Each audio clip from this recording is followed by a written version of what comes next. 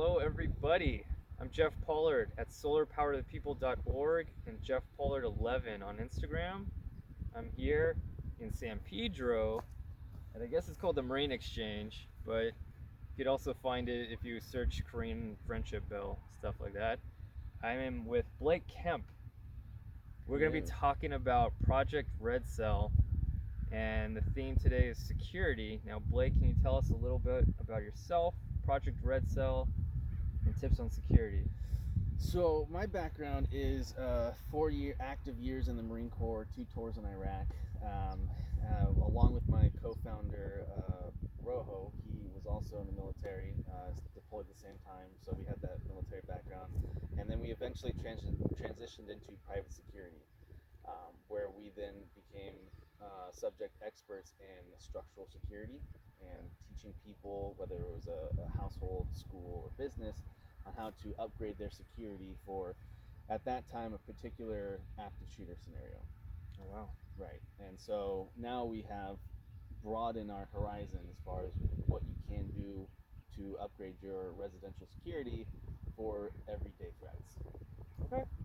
And that's what Red Cell Project is about, is teaching your average Jane and Joe on how to upgrade their security at their house without making it look like a fort. So that you want it to be a fort, but you don't want it to look like a fort, right? Which, ironically, we're a couple blocks away from a fort. A fort. Well, then it's even more appropriate that we're in this area. We're trying to eliminate the chain link fences and having to, hire the guy with the machine gun. But no, that's really interesting and very appropriate in the days and times to have a really real discussion. It's hard that we live in a generation where there's school shootings and stuff like that, and so but besides that, how can a regular Jane and John secure themselves? What are some tips you got? So there's things called like door barricades or window film that you can fortify your door, your front door, your sliding glass door, to make it a lot harder for people to get in, to break in. So statistically speaking, when people break in, when you have thieves or robbers, they like to break in the middle of the day because typically people are at work at that time. For some reason, statistically speaking, they like Wednesdays. For some reason, the middle of the week, people are typically, maybe if they want to call off sick, it's Mondays and Tuesdays.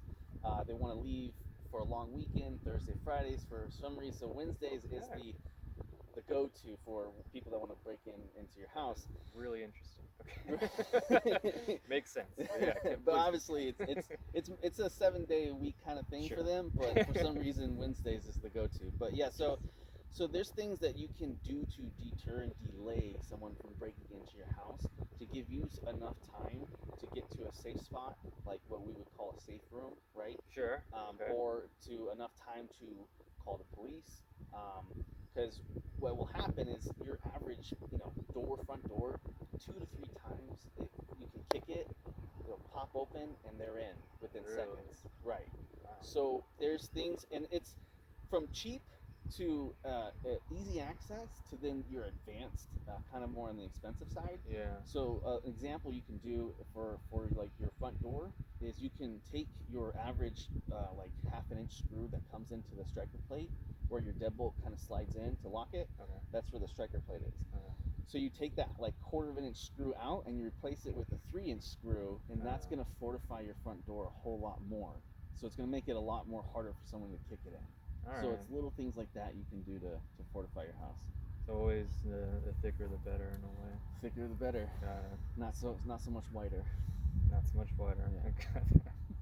Yeah. But yeah, okay. So it's really interesting about how burglars kind of tend to. Are there any other measures in terms of maybe like window break-ins or? Yeah, so for some reason, even though windows are typically easier to break into, they like the front door. But what you fortify your front door, okay, well, the logical step is someone's going to try to break the window, right? So then there's things called like window film that you can buy on Amazon for cheap, or you can go to a company that's professionalized it and it's really expensive. Okay. But you can glaze over your window with window film, make it look pretty, and it makes it a lot more harder for someone to just snap the window open.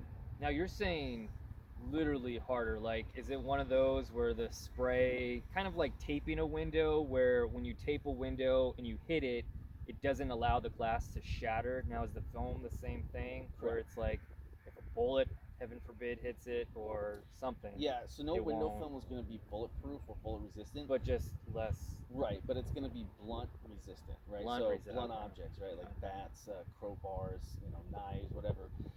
They even what's popular now with people that want to break into houses is they got a little punch tool.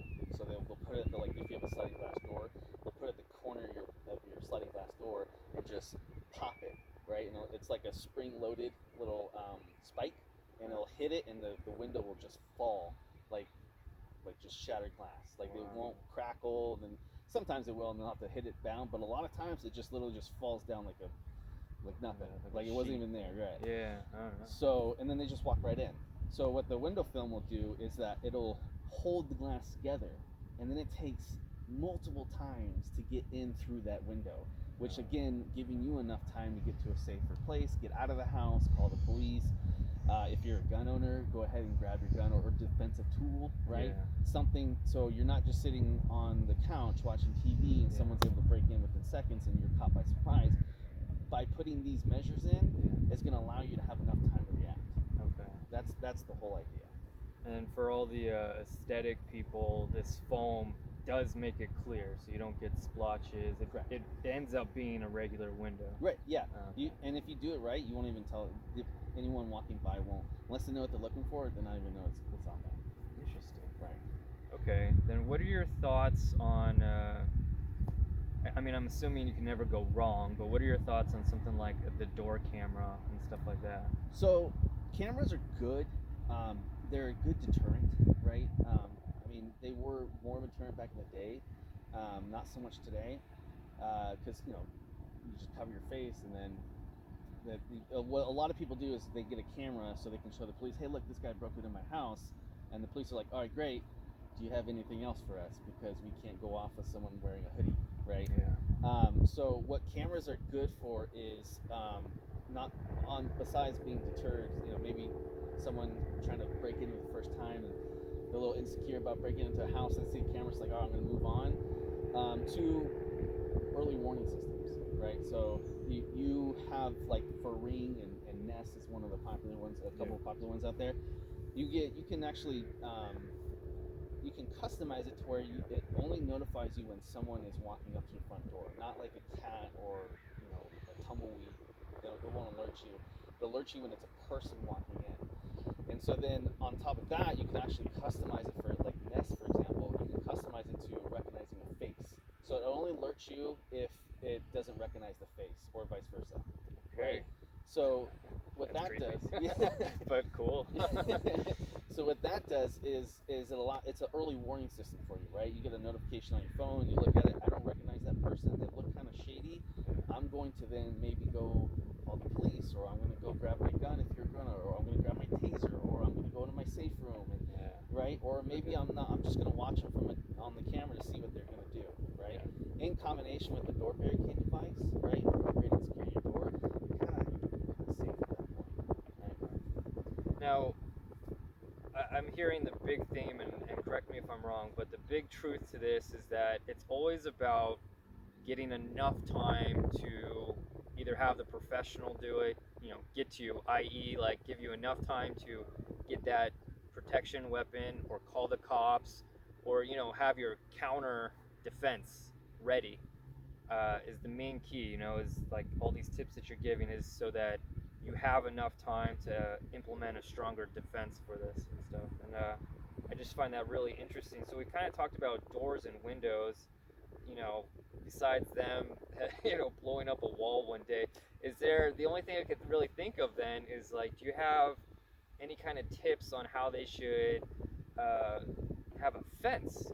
Like if they want to have a fence, do you recommend certain shrubbery, or what kind of fortified fence do you recommend? That's a great question, actually, because that's actually what true security is all about, right? So just kind of back up. Red cell, okay, is a military terminology for looking outside in. All right, Okay. so you're playing the bad guy, and you're looking at your house, and you're like, all right, how would I break in as a bad guy, right? And then you're gonna fortify those vulnerabilities at your house, right? And that's a military thing. What they do on the patrols for their own compounds and their own forts, they'll look out and say, all right, how would I get in? And I'm going to fortify that so it makes it a lot harder, right? If you give someone enough time, they're going to get in.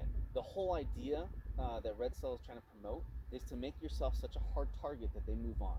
They right? get discouraged. They get discouraged. Okay. And so what true security is about, if you look up on Webster, it tells you, freedom from anxiety, right? Or being secure, which has merit and is true.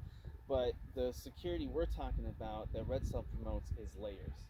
Okay? So you want to have multiple layers, which eventually will deter someone, right? So if you have a fence, that's an early warning system, all the way up to not able to get in, or it's a lot harder to get into your location, right? Then you go back, you have bright lighting, you have cameras, you have different types of shrubbery, right? So what we like to call aggressive brush. Yeah. So which is the type of brush that you can put like under your windows around your house that are thorny. So if someone tries to climb into your window, they're going to get all lit up with some thorns, right? So little things like that. But at the same time, it doesn't look like you have like these barbed sea wires around your house, right? So it kind of gives the same effect. The fort without the fort. Fort without the fort, yeah. The security with the aesthetics. Got it. I like that. And that's what real security is about, is layers. Okay. Yeah. No, I mean, for all of you, think of it as like an obstacle course. The more annoying things you have to get to your destination, you're just gonna be like, Right. You're like, all right. And for a burglar, when you go through these, you're gonna be like, I don't want this. I'm out. I'm gonna go to somebody else. So that's really. I'm gonna go next door with the half-inch screws in their windshield. Yeah, half-inch. Yeah, exactly. I don't see the foam. I'm gonna break their. Yeah. So no, that's amazing. It sounds like it's just kind of meeting like to your needs. Obviously you want to watch your neighborhood and see, gauge how safe your neighborhood is, but it's just a matter of having a bunch of little things. If you have shrubs around people, it's hard to hop over. It's easier to hop over a fence than maybe shrubs, right? And so shrubs could be one thing, but a fence could also be just as good, because then you have like other variables that a fence can only do and stuff like that. But I find that really interesting. Eventually you can put a moat in if you want. That would get with crazy some with it. Alligators and stuff. Little drop. Come to them, mailman. while you're holding back your big old guard dogs. Exactly. This isn't a foot. It's a castle. No, there's nothing to see here. No, we're normal. All right, I like that. Is there and this probably doesn't pertain so much to Project Red Cell, which once again I like the idea that Project Red Cell is, their focus is it's the eyes to the enemy and how they perceive your home and how they can do it, and then it's their job to kind of put their mind in the criminal and then thwart them, try to find ways to make sure that they can't get what they want. And so do you have any maybe quick tips, you might or might not, but like for the individual who's on the road, who's on the street, what tips for as a Marine, as somebody who likes to protect, what do you have? So now we're getting into like the physical security. Okay. And that is, first of all and most of all, you want to be aware of your surroundings, right? Because it's kind of going back to the whole barricade device, window film, shrubbery, right? It's giving you a warning system, early warning system, right? To have enough time to react, right?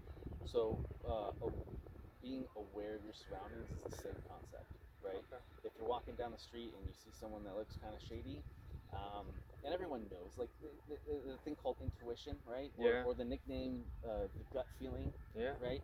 That's a real thing. Okay. And people tend to ignore it because they don't want to offend someone, right? So they'd rather take that chance and not offend them, and then eventually put themselves in a bad situation. So first of all, just be aware of your surroundings, and if you feel something's wrong, go to the other side of the street, stop and turn around. Just don't go towards that possible threat, right? Okay. The other things you can do, which like I have on me right now, is I have an ankle first aid kit. So I always have on me, I always have like a tourniquet, pressure dressing, quick clot, right? Just in case, from the little things like, you get in a car accident and now you punctured yourself somehow, and now you can take care of yourself immediately before you have to wait for the ambulance to get to you and potentially, bleed out or something, right? Yeah. To the extreme things where someone attacks you and they hurt you pretty bad. Well, now you can, considering you're able to at that point, you can address any type of wounds that you have. To defensive tools, right? If you don't like defensive tools, then I highly suggest that you get into some type of legitimate martial arts, Okay. boxing, jiu-jitsu, Muay Thai. That way you can at least defend yourself appropriately. There's also a system called Spear System, which is really good. I would highly suggest looking at Spear System by Tony Blair, I believe. So and then on top of that, there is defensive tools. If you're about that, you can do taser, you can do pepper spray, and all the way up. If you're in that state where it allows you to, you can do concealed weapons, right? But whether you're doing hand-to-hand combat type of training or you're using defensive tools, I highly suggest you get the training, appropriate training for the appropriate tools. But those are some tips you can do. Or you can join the Marines. Or you can join the Marines and do crappy work for low pay. You don't realize it until you get in. It's too late. Till it's done. All right. Well, thank you. You gave us so much information, and it's all about the quick tips and stuff. And I'm so thank you for talking about security and Project Red Cell. And once again, I'm Jeff Pollard, and with Blake Kemp. And please check out Project Red Cell. The info is in the YouTube box, and I'll post it everywhere, and we'll go from there. So thanks, everybody. Thanks.